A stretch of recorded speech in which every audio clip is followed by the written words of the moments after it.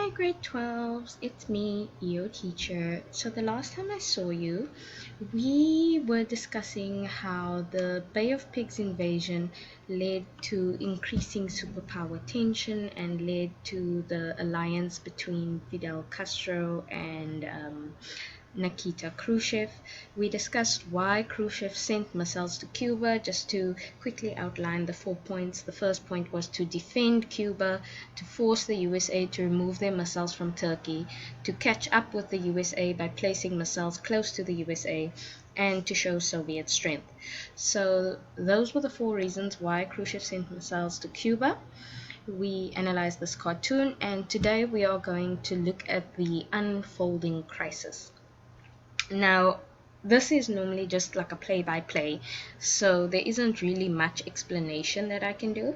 So what I'll do is I'll go through this, and if you don't understand something, or if I think you won't understand something, I'll explain it. But really, you just need to know how everything happened and the order in which it happened. So you will remember that before the crisis, the Cuban Missile Crisis even began, Kennedy knew about the alliance between Castro and Khrushchev. And he warned Khrushchev very publicly that Khrushchev was not to send nuclear missiles to Cuba, which Khrushchev agreed to. He said that the aid that they were providing was purely economical. They were trading with them and things like that. It was normal weaponry that they were sending. It was not nuclear weaponry. And the USA basically agreed to this. Well, they didn't agree to this. They didn't really have much of a choice because Cuba can trade with who Cuba wants to. But the point is that the USSR said that they would not send nuclear missiles. The aid that they were providing to Cuba was not nuclear in its function. So if you look at August, the US has been spying on Cuba. They are sending spy planes, and these spy planes observe weapons in Cuba. So this is way back in August. But keep in mind that this is not yet nuclear weapons. It's just an indication that they are starting to build missiles. We don't know yet if it's nuclear or not. In September, Khrushchev started to secretly send nuclear weapons to Cuba. So this is in direct contravention to what they said to the USA, that they would not send nuclear weapons to Cuba. On the 4th of September, there's the warning. Kennedy warned the USSR not to put nuclear missiles in Cuba. On the 11th of September, the Soviet government promised the USA that it would not base nuclear missiles outside of the Union of Soviet Socialist Republics. This was a lie. On the 14th of October, an American U-2 aircraft took a series of reconnaissance photographs 12 miles above the island. Okay, so a reconnaissance photograph is basically they sent a spy plane over, they took pictures, and they sent those pictures back to their government. So over here you can see the missile sites that were identified by the FBI. What we need to be aware of is that firstly, these missile sites are identified by the FBI, which is an American, I guess I could call it a company. I can't find the word right now, but they are an American business. So we need to be aware that this image may have been, I guess the word I can use is altered to basically support the American version of events. So if you look here, you can see that labels have been added. You need to keep in mind that these labels were added by the USA. If you imagine seeing this photo without the labels, you wouldn't know what you were looking at. So according to the labels, it says it's a missile shelter tent that has been established over here. There's a missile erector that is just out of frame over here, cable also out of frame. You can see tracked prime movers to move the missiles. And I'm not sure what this is, I can't really make it out, but you can see the little label. So you can see that They are doing something in Cuba.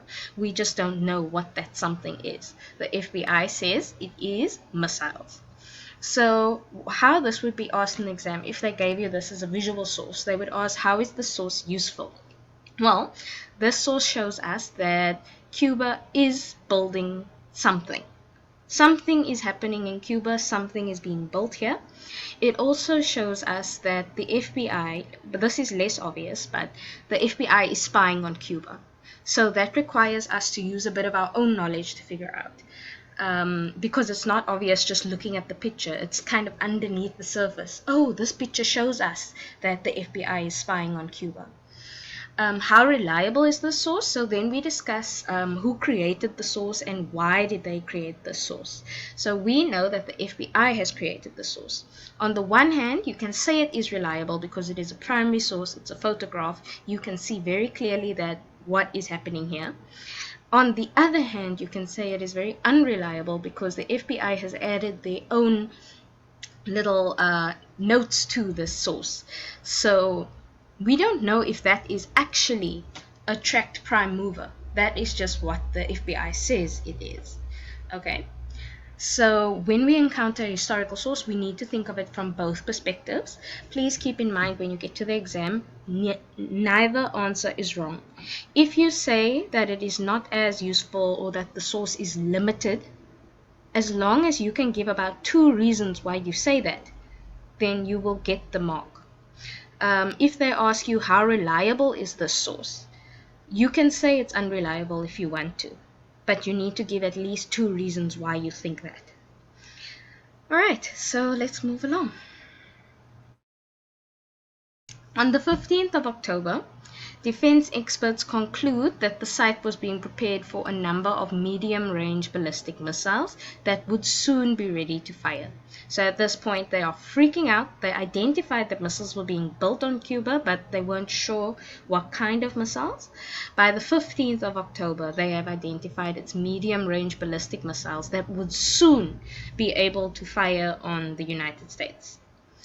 On the 16th of October, President Kennedy is panicking. He needs to come up with a strategy to deal with this as soon as possible. So the first thing he does is he calls together a meeting of top level advisors, including his brother Robert Kennedy, the Attorney General. And this group was made up of people that were experts on the Soviet Union, people that were experts on the military and things like that. And it became known as the Executive Committee, or EXCOM for short. So if the question were to ask you what was Kennedy's first step when he found out about the missiles, one of the things you can mention is that he established EXCOM. Then, also on the 16th of October, one member of the EXCOM committee said that Kennedy was very, very tense, and he was absolutely determined that the missiles would leave Cuba. So that raises the thought that, okay, so what's going to happen if the Soviet Union or Cuba refuses to remove the missiles? Because Kennedy is determined that these missiles are going to leave Cuba, whether they like it or not. So what's going to happen if Castro refuses? It really creates this tension. You don't know what's going to happen. It might end up being war. On the 19th of October, the spy planes take further photos which show even more missile sites, this time threatening a longer range strike. The experts said that the Soviets were working non-stop and the missile sites were nearly ready. So basically, Kennedy didn't have a lot of time. He needed to decide what to do immediately. By the 22nd of October, Kennedy announces a naval blockade of Cuba. So there's that word blockade that we saw in our glossary. Remember, I told you if you encounter this word in the exam and you don't know what it means, take away the aid part. It says block, right? So something is being blocked. If you know about the Navy, naval means Navy, means it's got to do with ships. So what Kennedy is essentially doing, is that he is blocking all the ships that are carrying weapons to Cuba, and that they must be turned back the armed forces were placed on high alert. Now, while this does sound like a good idea in theory, stop the USSR from bringing even more missiles to Cuba, in actuality, the United States didn't have the right to do that because Cuba was an independent nation and they could choose who they wanted to trade with. So it's like saying China is trading with South Africa, and now the USA tells us we can't trade with China. Who are they to tell us? We are our own country. We can do what we want to. So this blockade creates a lot of tension between the USA, Cuba, and the USSR. So also on the 22nd of October, the USSR was told that the USA would retaliate against any missile launched from Cuba against a Western nation. What that means is that the USA regarded if a missile was launched from Cuba, it wasn't Cuba that was launching that missile. They viewed it as the Soviet Union launching a missile. So if Cuba launched a missile, it would mean war between the Soviet Union and the USA. So over here you can see the blockade zone. It's the blockade zone between Russian ships and the US warships in the Atlantic Ocean. So you can see that, oh, sorry, where's my pen? 25 Russian ships were carrying missiles to Cuba over here, coming from this direction. We had 180 US warships in the task force. So you can see, just imagine these massive military ships all the way across here, blocking the way for the Russian ships to come to Cuba.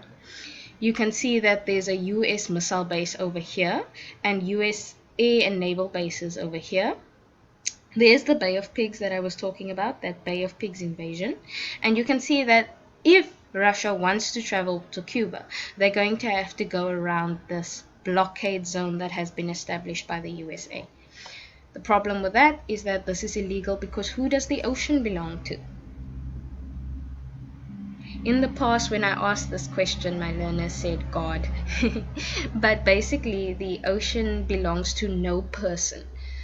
That's why there's something referred to as international waters, where the laws of a particular country doesn't apply because it's not your country.